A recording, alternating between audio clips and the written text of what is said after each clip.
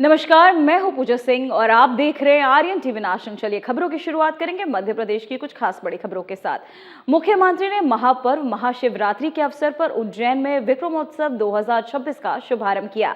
ये महोत्सव 129 दिवसीय होगा, जिसमें 40 से अधिक सांस्कृतिक, आध्यात्मिक और सामाजिक आयोजन शामिल होंगे।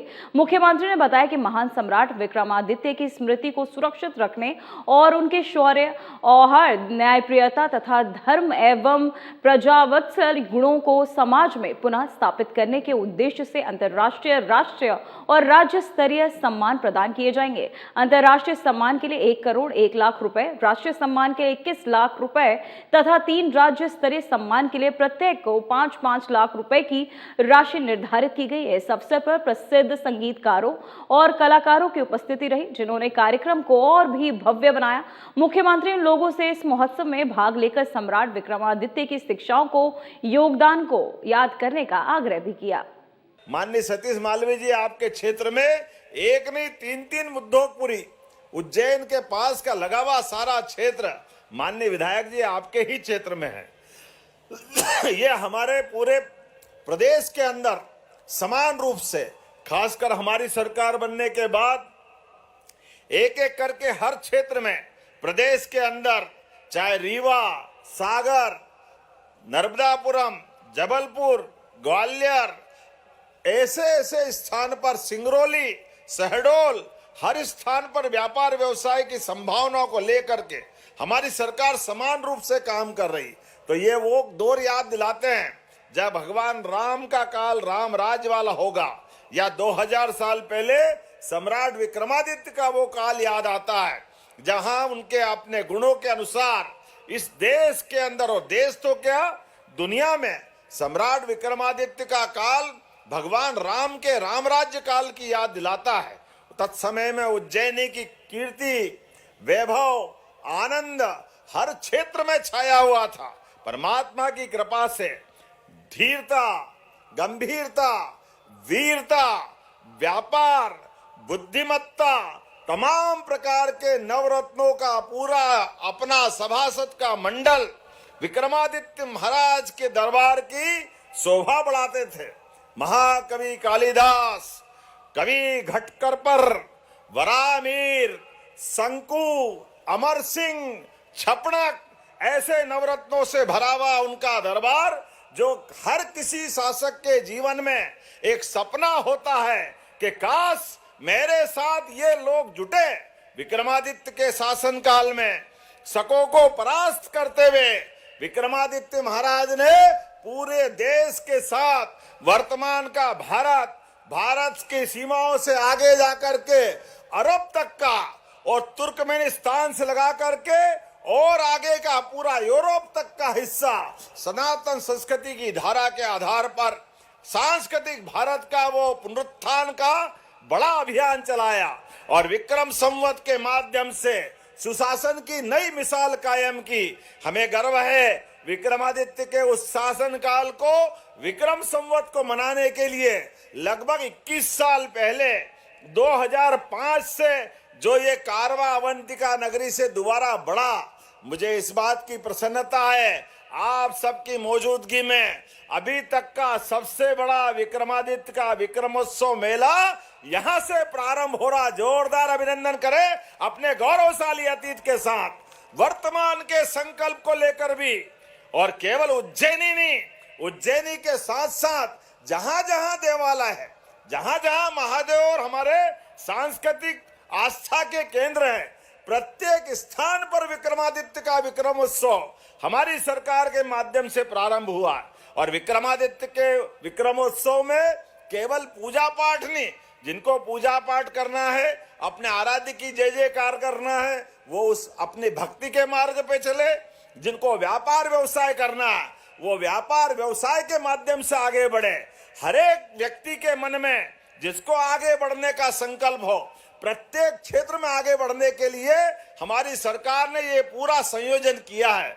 मुझे इस बात की प्रसन्नता है, जब इस पूरे आयोजन की तरफ अगर देखता हूं तो यशस्वी प्रधानमंत्री के साथ हम अपने शिव और शक्ति के इस महापर्व के अवसर पर जब हम अपना आज महाशिवरात्रि का पावन पर्व मना रहे हैं, तो वास्तव में मेरी अपनी ओर से महाशिवरात्रि की मंगल कामना आप सबको बधाई दे रहा हूं।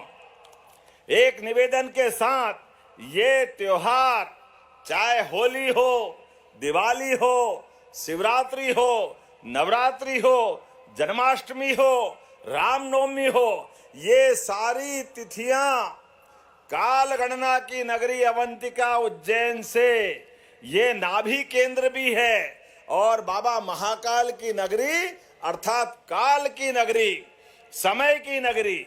और ये समय के आधार पे हमारे यहाँ गणना में मंगल तिथियों के आधार पर विक्रम संवत का प्रादुर्भाव यहाँ से होता है।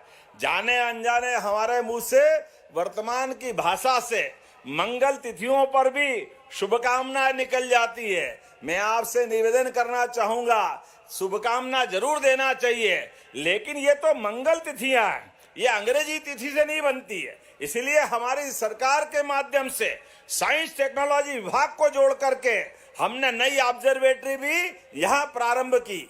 ग्रीनविच के बजाय भविष्य में समय गणना का केंद्र भी हमारा मध्य प्रदेश का ये स्थान बने, ताकि भविष्य की दृष्टि से जो हमारे अपने वैदिक गणित और वैदिक घड़ी के आधार पर हमारी अपनी प्राचीन काल गणना है, उसको पुनर्प्रतिष्ठित किया जा सके, उसकी महत्ता फिर स्थापित की जा सके।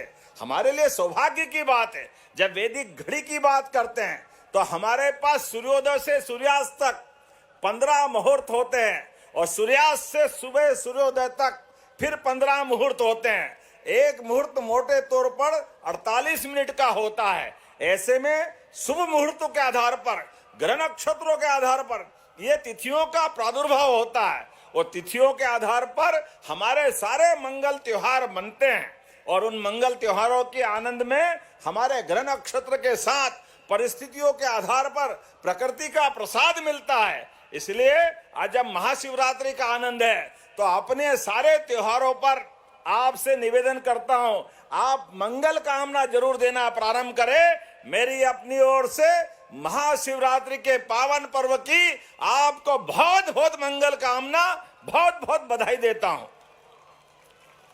आज के इस अवसर पर जब यहाँ ये आयोजन किया जा रहा है, ऐसे में हमारे लिए उस काल को याद करके सम्राट विक्रमादित्य के न्याय, सुशासन, वीरता, लोक कल्याण के आदर्शों को जन जन तक पहुंचाने का ये हमारा संकल्प है। मुझे इस बात की प्रसन्नता है, जब हमारा विश्व का सबसे बड़ा मेला सिंहस्थ का आयोजन होने वाला है, वो भी ग्रह नक्षत्रों के आधार पे होगा।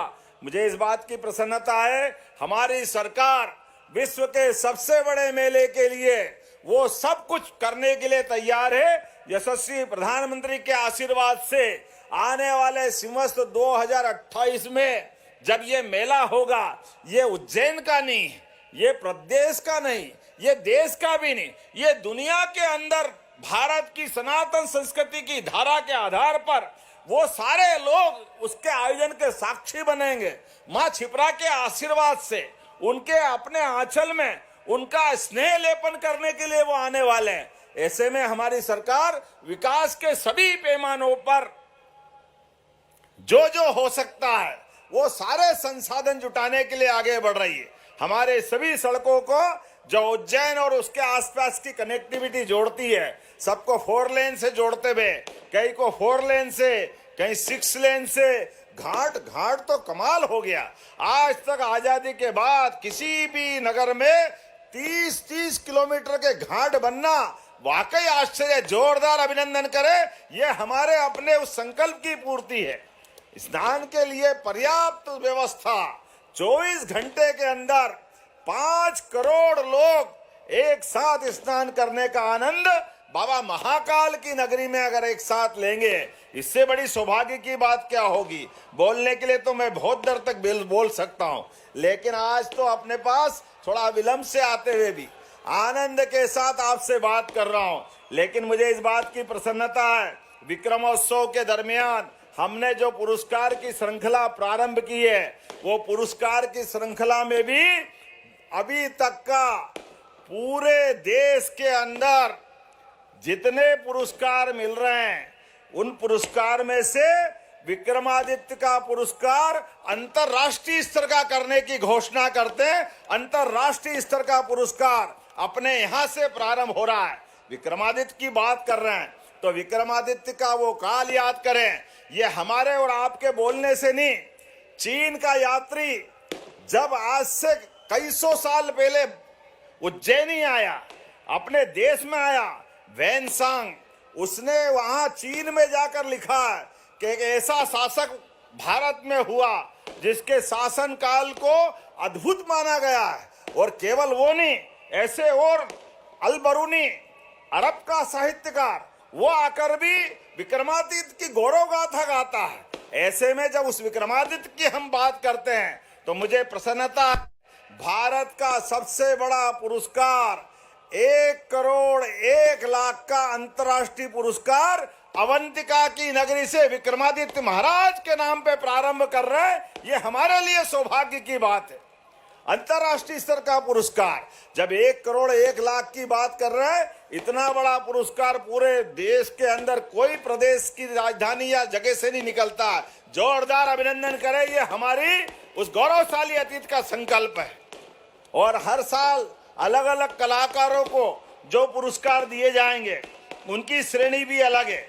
अब तो गिनीज बुक ऑफ इंडिया और गिनीज बुक ऑफ वर्ल्ड और तमाम प्रकार के अलग अलग संस्थाओं से हमारे पुरस्कारों के साथ साथ आयोजनों की लंबी मालिका है।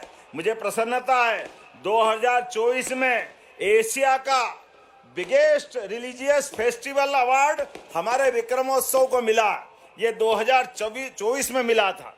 विक्रमोत्सव 2025 का दूसरा पुरस्कार ई मैक्सिमम ग्लोबल अवार्ड, ये भी हमारे लिए सबसे बड़े फेस्टिवल का मिला था। और अब इतना लंबा दायरा हो गया कि सारे पुरस्कार छोटे पड़ रहे हैं। तो आज जब ये आतिशबाजी हो रही और आनंद के साथ आप प्रीतम को याद कर रहे हैं, तो हम भी आपके साथ खड़े होकर के एक अच्छे गायक को बुलाना चाहते हैं। मेरी अपनी ओर से उस गायक के साथ साथ हमारी अवंतिका से उनका संबंध जुड़े तो मैं कुछ पुरस्कार और बताना चाहूंगा। एक राष्ट्रीय सम्मान 21 लाख की लागत से हमारे उज्जैनी से ये संस्थान के माध्यम से प्रारंभ होगा, संस्कृति मंत्रालय के माध्यम से।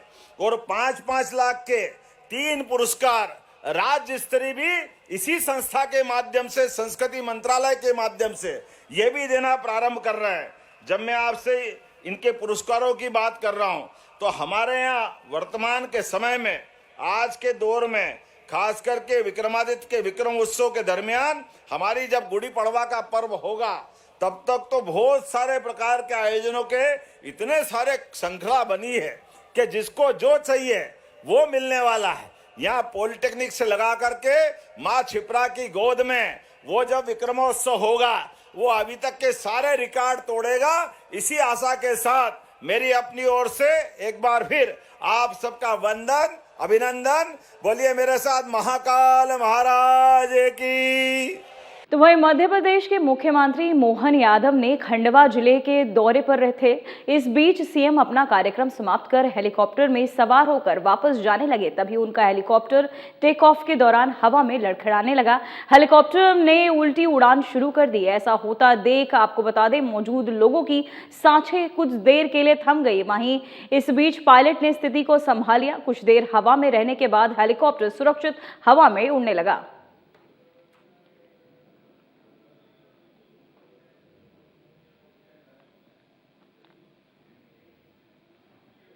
तो वहीं भोपाल में ICAR केंद्रीय कृषि अभियंत्रण संस्था के आपको बता दें 51वें दिवस के स्थापना दिवस के अवसर पर केंद्रीय कृषि मंत्री शिवराज सिंह चौहान ने सहभागिता की। उन्होंने किसानों और सेल्फ हेल्प ग्रुप की महिलाओं को छोटे कृषि उपकरण और मशीनों की उपलब्धता सुनिश्चित करने पर जोर दिया। उन्होंने 2.5 लाख रुपए की नई दाल बनाने वाली मशीन की जानकारी दी, वही जो प्रति घंटे 20 किलो दाल तैयार कर सकती है। ये मशीन किसान या उनके समूह खरीद सकते हैं। दलहन आत्मनिर्भरता मिशन के तहत इसकी खरीद पर 50% सब्सिडी मिलेगी। यंत्रीकरण योजना के माध्यम से खेती को सरल और आत्मनिर्भर बनाने पर बल दिया गया।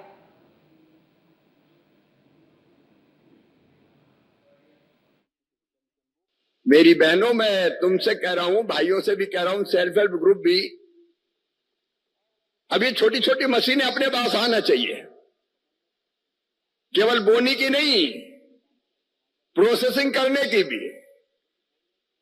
अब अगर दाल बनाना हो तो बड़ी दाल मशीन की नहीं, 2.5 लाख रुपए की दाल की मशीन एक बनी है कि जिसमें प्रति घंटे कितने किलो बताया था आपने? 200 किलो, और 10 घंटे चली तो 2000 किलो। 2000 किलो के कुंटल निकालो साहब, 20 कुंटल। तो 20 कुंटल राहर की या चने की या मूंग की दाल आप ही बना सकते हो उसमें। तो हम ये कर सकते कि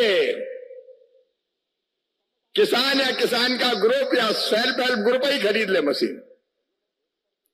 और खरीदने में भी कई तरह की यंत्रीकरण की हमारी योजनाएं हैं दलहन मिशन में,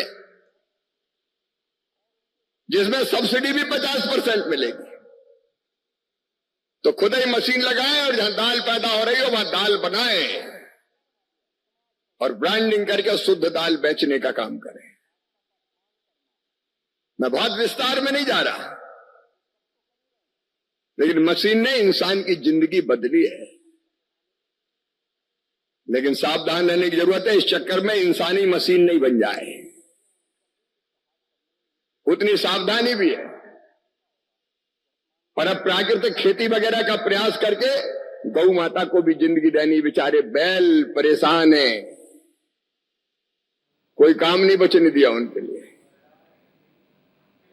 तो वहीं मध्य प्रदेश सरकार ने वर्ष 2025 को उद्योग एवं रोजगार वर्ष के रूप में घोषित किया और पूरे वर्ष विभिन्न औद्योगिक और रोजगार सृजन गतिविधियों पर भी जोर दिया। सरकार की नीतियों और पहल के परिणाम स्वरूप इस वर्ष औद्योगिक निवेश में वृद्धि हुई और रोजगार के नए अवसर पैदा हुए। सरकार के आंकड़ों के अनुसार राज्य में नए उद्योगों की स्थापना, निवेशकों के लिए सुविधाजनक माहौल और उद्यमियों को मिलने वाली प्रोत्साहन योजनाओं के कारण आर्थिक विकास के क्षेत्र में महत्वपूर्ण उपलब्धियां हासिल की गई हैं। उद्योगपतियों और युवाओं ने इस पहल की सराहना करते हुए कहा कि ये कदम मध्य प्रदेश को निवेश और रोजगार के प्रमुख केंद्र के रूप में स्थापित करने में मददगार साबित हुआ है। एवं सदस्यगण, सभी सम्मानीय सदस्यों का हार्दिक स्वागत करता हूं। मध्य प्रदेश की 16वीं विधानसभा के नवम सत्र में उपस्थित होकर इस गरिमामय सदन को संबोधित करना मेरे लिए अत्यंत हर्ष और गौरव का विषय है। मध्य प्रदेश विधानसभा ने उत्कृष्ट संसदीय परंपरा का पालन करते हुए एक अनुकरणीय उदाहरण प्रस्तुत किया है। 17 दिसंबर 2025 को मध्य प्रदेश को विकसित, आत्मनिर्भर एवं समृद्ध राज्य बनाने पर विचार के लिए आयोजित विधानसभा के एक दिवसीय सत्र में लगभग 12 घंटे तक चली सदन की कार्यवाही के दौरान माननीय सदस्यों ने सक्रिय सहभागिता निभाते हुए प्रदेश हित में महत्वपूर्ण, दूरंदर्शी और रचनात्मक सुझाव प्रस्तुत किए। सदन के सदस्यों द्वारा निभाई जा रही जिम्मेदार और आदर्श भूमिका और गहरी प्रतिबद्धता हमारे लोकतंत्र को निरंतर मजबूत और जीवंत बनाती है। आज हम इतिहास के ऐसे महत्वपूर्ण दौर में खड़े हैं जिसे हमारे यशस्वी प्रधानमंत्री श्री नरेंद्र मोदी जी ने अमृत काल की संज्ञा दी है। इसी अमृत काल में मेरी सरकार ने मध्य प्रदेश के दीर्घकालिक और समग्र विकास की ठोस नींव रखते हुए समृद्ध भारत, समृद्ध मध्य प्रदेश 2047 दृष्टिपत्र तैयार किया है। मेरी सरकार ने 2025 को उद्योग एवं रोजगार वर्ष के रूप में मनाया। इस वर्ष के प्रदेश ने औद्योगिक निवेश, रोजगार सृजन और आर्थिक विकास के क्षेत्र में महत्वपूर्ण उपलब्धियां हासिल की है। प्रदेश में निवेश संवर्धन के लिए वर्ष 2025 में global investor summit 2025, regional industry conclave, राष्ट्रीय रोड शो और अंतरराष्ट्रीय रोड शो आयोजित किए गए, जिनमें 11.09 लाख करोड़ रुपये के निवेश प्रस्ताव प्राप्त हुए, जिनसे प्रदेश में नए रोजगार के अवसर निर्मित होंगे।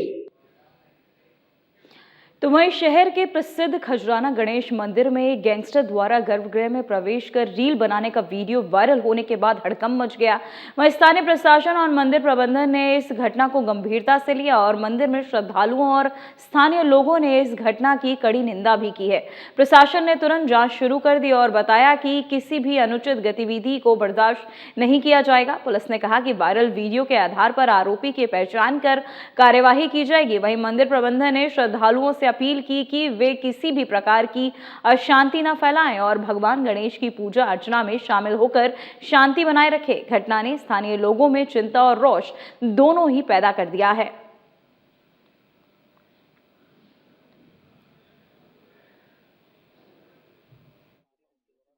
खजराना में एक रिपोर्ट की थी। उनको जरा ये बताया गया था कि एक जो समिति की जो बैठक में निर्णय लिया गया था कि गर्भ में बिना अनुमति कोई प्रवेश नहीं करेगा। इसमें प्रशासन के द्वारा 163 बीएनएसएस के तहत एक प्रिवेंटिव ऑर्डर भी जारी किया गया था, लेकिन उसके बावजूद भी इसके द्वारा आकाश रावत के द्वारा अनुचित दबाव बनाया जाकर और अंदर सतीश बाबू एवं अन्य को गर्भगृह में प्रवेश कराया गया। तो इस पर से आकाश रावत के खिलाफ बीएनएस 223 के तहत केस रजिस्टर किया गया। उल्लेखनीय है कि ये वीडियो वायरल हुआ था 11 फरवरी की बात थी। उस पर से तत्काल में इसमें प्रशासन के द्वारा इस पर एक्शन लिया गया।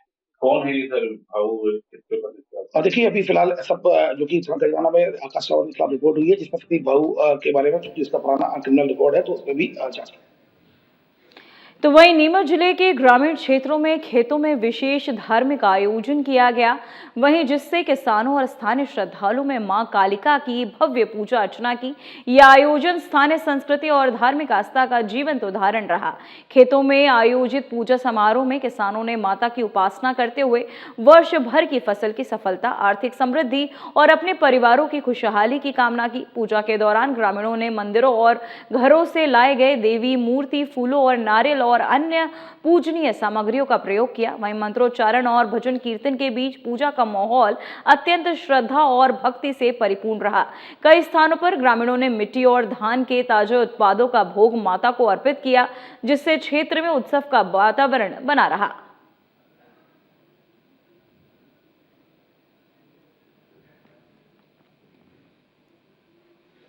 तो वहीं भोपाल शहर की एक फर्नीचर और प्लास्टिक फैक्ट्री में अचानक आग लग गई। सूचना मिलते ही दमकल की कई गाड़ियां तुरंत मौके पर पहुंच गई और आग पर काबू पाने की कोशिश शुरू कर दी गई। फायर ब्रिगेड अधिकारियों ने बताया कि आग फैलने का कारण अभी स्पष्ट नहीं है और शुरुआती प्रयासों के बाद आग को नियंत्रण करने की कोशिशें जारी रहेंगी। आसपास के इलाकों को खाली कराया गया और कोई बड़ी दुर्घटना से बचाव के लिए सुरक्षा व्यवस्था भी सख्त कर दी गई।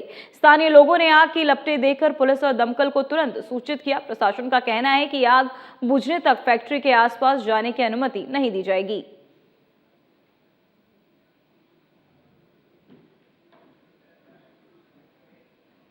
तो वहीं आईसीसी मेंस टी20 वर्ल्ड कप 2026 के मुकाबले में भारतीय क्रिकेट टीम ने पाकिस्तान को 61 रन से हराकर रोमांचक जीत दर्ज की। इस जीत के बाद इंदौर में क्रिकेट प्रेमियों ने उत्साह और खुशी का माहौल बना दिया।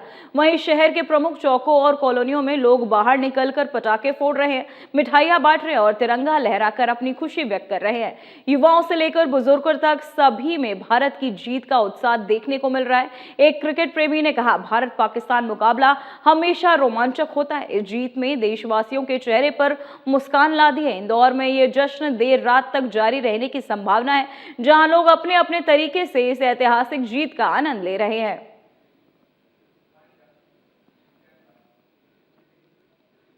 फिलहाल मध्य प्रदेश की खबरों में इतना ही। देखते रहिए आरएन टीवी नेशनल। मुझे दीजिए इजाजत। नमस्कार।